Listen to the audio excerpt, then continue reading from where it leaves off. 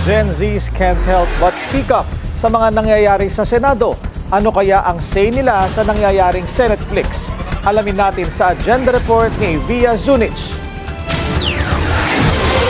Amid the controversies hounding the Senate, many Filipinos have been following the developments closely.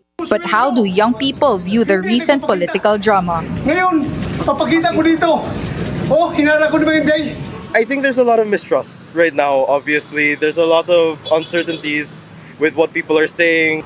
For some college students, the controversy highlights the need for transparency and accountability in government. May mga nagsasabing mas pinapababa nito ang tiwala ng publiko sa mga government institution.